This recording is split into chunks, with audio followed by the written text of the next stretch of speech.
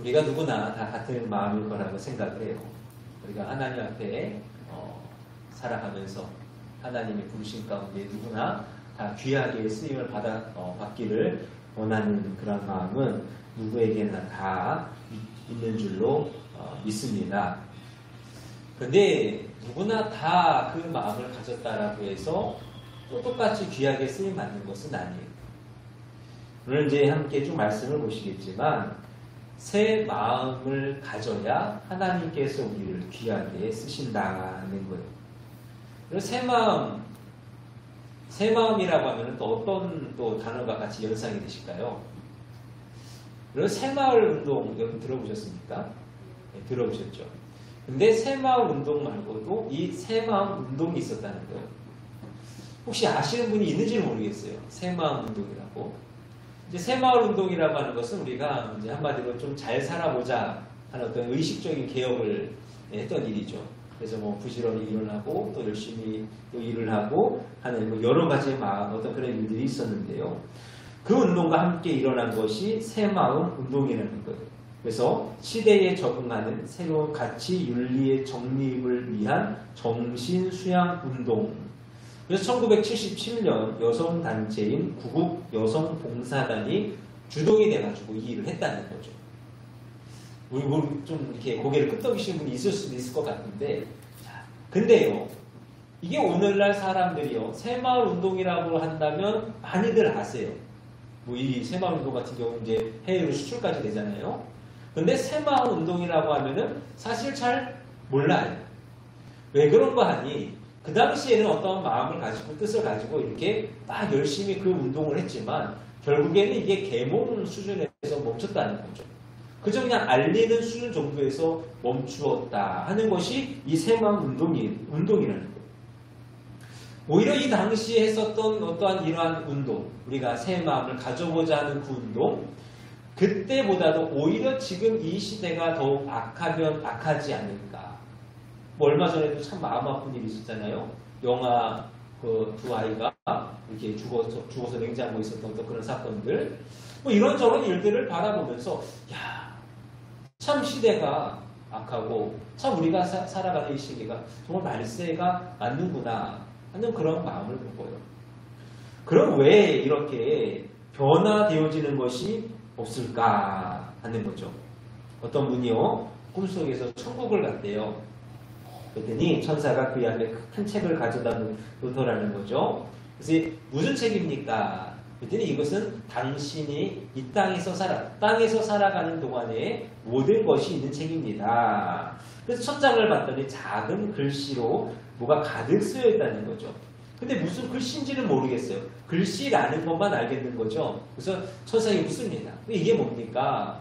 이 첫째 장에는 당신이 이 땅에서 세상에서 살아가는 가운데 행동으로서 지은 죄가 낱낱이 기록되어 있는 것입니다. 하는 이야기를 들었대요. 그 둘째 창을 폈더니 이번엔 더 작은 글씨로 더욱 가득 쓰여져 있다는 거죠. 또 묻습니다. 그럼 이것은 과연 뭡니까? 이것은 당신이 세상에서 살아가면서 말로 지은 죄에 관하여서 모든 것이 다 기록되어 있는 겁니다. 생각을 할 거예요. 내가 행동으로 지은 것보다 말로 지은 게 참 많구나. 그 마지막 장을 펼칩니다. 그랬더니 거기는 글자는 없고 그냥 까만색이 드러나는 거예요.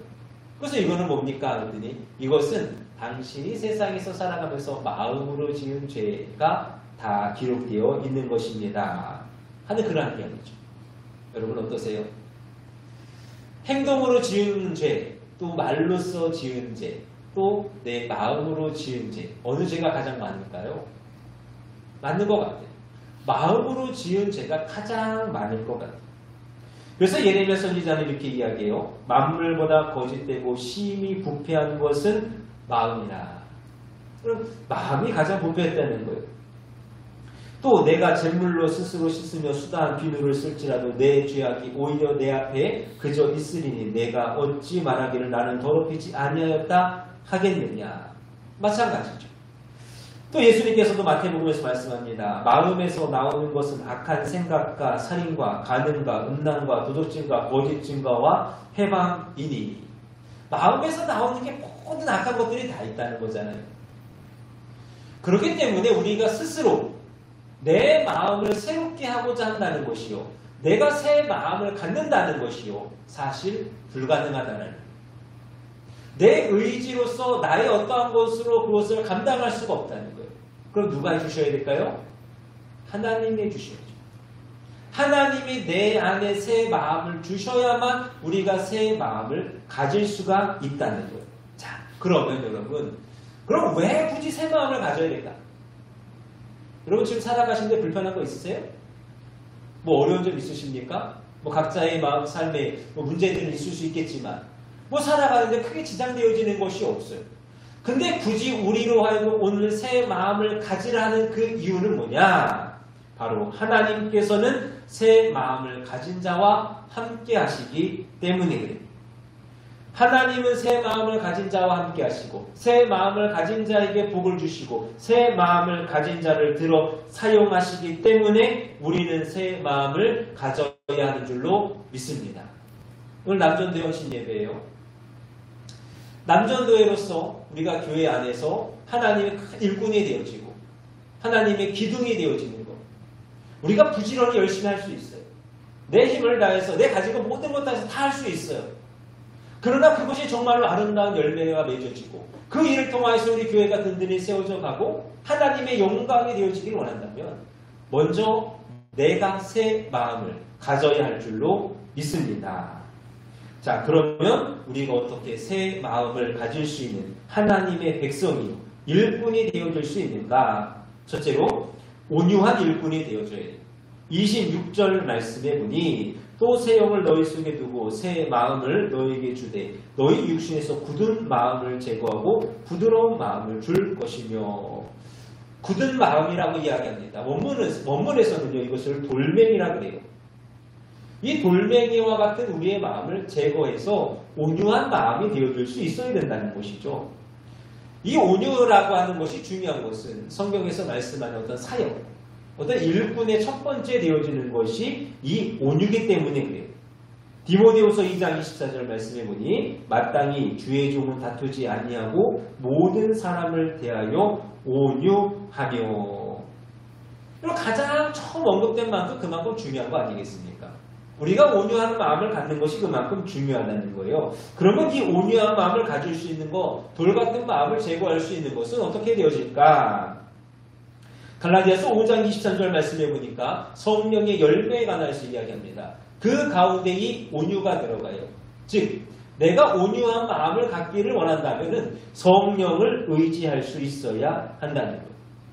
사람들이요 그런 일들을 그런 마음들 갖죠. 내가 좀 온유한 마음을 가지려고 또 뭐 정신적인 수양을 한다든지 뭐 요가를 한다든지 명상을 한다든지 스스로 다스리려고 많이 애를 써요.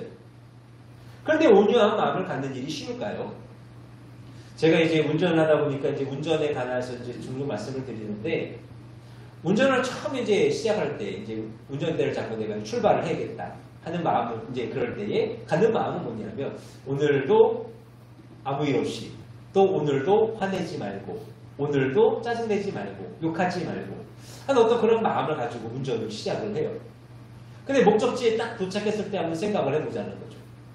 과연 내가 출발해서 목적지에 도착할 때까지 얼마만큼의 내 마음이 악한 마음이 들었을까? 내 마음이 얼마만큼 다른 사람을 향해서 손가락질하고 욕하고 했던 그러한 일들이 있었을까? 수두룩하다는 거예요. 그러지 않습니까? 나 스스로가 참 애를 써요. 온유하고자 부드러운 마음을 가지고자 많은 애를 씁니다. 그런데요. 그게 마음대로 되어지지 않는다는 거예요. 그렇기 때문에 우리는 어떻게 해야 되는가? 오직 성령을 의지할 수 있어야 한다는 거예요. 이사야 65장 17절 말씀입니다. 보라 내가 새 하늘과 새 땅을 창조하느니 이전 것은 기억되거나 마음에 생각나지 아니할 것이라 하시면서 또 25절 말씀에 이리와 어린 양이 함께 먹을 것이며 사자가 소처럼 즙을 먹을 것이며 뱀은 흙으로 식물을 삼을 것이니 나의 성산에선 해함도 없겠고 상함도 없으리라. 여러분 새 하늘과 새 땅이라고 하는 것은 천국을 의미합니다. 그런데 1차적으로는 변화된 우리의 마음을 이야기하는 거예요. 우리의 마음이 새 하늘과 새 땅이 되어지면 우리 가운데 천국이 이루어지면서 이리도 사자도 뱀도 순해지는 것이요 이리 같은 마음이 양처럼 변하고 사자 같은 악한 마음이 또 변하여지고 뱀과 같은 마음이 착하여지는 어떠한 그러한 일들이 생겨난다는 것이죠. 그렇기 때문에 우리는 온유한 마음을 얻기를 위하여서 더욱 겸손히 성령을 의지할 수 있는 그러한 삶을 살아야 될 줄로 믿습니다. 사랑하는 여러분, 주님께서는 분명하게 말씀해요. 온유한 마음을 가지고 나와 함께 멍에를 메고 가자 하십니다. 오늘 저와 여러분들이 참으로 하나님께 귀하게 쓰임받기를 원하신다면, 하나님의 백성이 되어지고 하나님의 일꾼이 되어지기를 원하신다면 우리는 무엇보다도 가장 온유한 자가 되어져야 할 줄로 믿습니다. 성령을 많이 의지하십시오. 그 마음 가운데 많이 사모하십시오. 내가 하나님의 온유한 자가 되어져서 하나님의 일을 이루어가는 하나님의 백성이요 하나님의 일꾼이 꼭 되실 수 있기를 원합니다. 두 번째로 성결한 자예요. 26절 말씀에 오니 또 새 영을 너희 속에 두고 새 마음을 너희에게 주되라고 이야기하죠. 여기서 이야기하고 있는 새 마음이라는 것은 거룩한 마음. 그럼 새 마음이 있으면요 옛 마음이 있겠죠. 그럼 옛 마음은 뭘까요? 죄악된 마음이.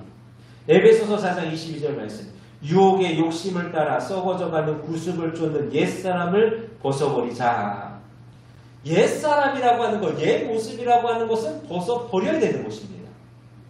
우리는 옛 모습, 그 유혹의 욕심을 따라가는 그러한 것을 다 벗어버리고 거룩한 마음, 새 마음이 되어서 우리는 살아갈 수 있어야 한다는 거예요. 여러분, 구약시대에 이제 제사를 드렸죠. 제사장이 항상 이마에 붙이고 있던 게 있어요. 거기에는 뭐라고 써 있었습니까? 여호와께 성결. 이라는 것이 쓰여 있지 않았습니까? 그만큼 이것을 기억하라는 거예요. 하나님의 사람이라고 한다면, 하나님의 일꾼이 된다고 한다면 날마다 성결하여 나아가는 그러한 자들이 되어줄 수 있어야 한다는 것이죠. 여러분, 하나님은요 거룩하시잖아요. 하나님은 이 세상 가장 거룩하신 분이잖아요. 그럼 우리가 하나님께 쓰임바 되어지고 하나님의 백성이 되기를 원한다면 정말 우리 마음이 거룩하여야 되지 않겠습니까? 우리가 더 성결한 자가 되어줘야 되지 않겠어요? 그렇다면 우리가 어떻게 하여 성결하여야 될 것인가? 오직 회개하여 나아가야 할 줄로 믿습니다. 사무엘상 10장 6절 말씀이에요. 내게는 여호와의 신이 크게 임하리니 너도 그들과 함께 예언을 하고 변하여 새 사람이 되리라. 여러분, 새 사람이 되어지는 것. 우리의 마음 가운데 여호와의 신이 크게 임하여서 우리로 하여금 회개하게 하시고 어떠한 그러한 일을 통하여서 우리로 새 마음이 되게 하시는 줄로 믿습니다. 또 에베소 4장 24절 말씀에 하나님을 따라 의와 진리의 거룩함으로 지으심을 받은 새 사람을 입으라. 다른 것이 없습니다. 주님 안에서, 성령 안에서 새 사람이 되십시오. 새 마음을 가지십시오. 그 자가 곧 하나님이 귀하게 쓰시는 자요 하나님의 백성 되어짐을 믿는 저와 여러분들이 되실 수 있기를 원합니다. 마지막으로 27절의 말씀이에요. 또 내 신을 너희 속에 두어 너희로 내 율례를 행하게 하리니 너희가 내 규례를 지켜 행할지라. 하나님의 사람은요, 하나님의 백성, 하나님의 일꾼은요, 하나님의 말씀에 순종하는 사람이에요. 보세요. 일꾼이 있는데 주인의 뜻에 합당하지 아니하고 자신의 뜻대로 한다면 어떻게 되어질까요? 당연히 쫓겨나는 것 아니겠습니까? 그런데 내가 종이 되어져, 내가 일꾼이 되어져서 주인이 원하는 그것을 잘 해낸다면 어떻게 되어질까요? 그 자가 바로 칭찬받는 일꾼이 되어진다는 거예요. 그렇기 때문에 우리는요, 늘 하나님의 뜻이 무엇인지를 알아야 돼요.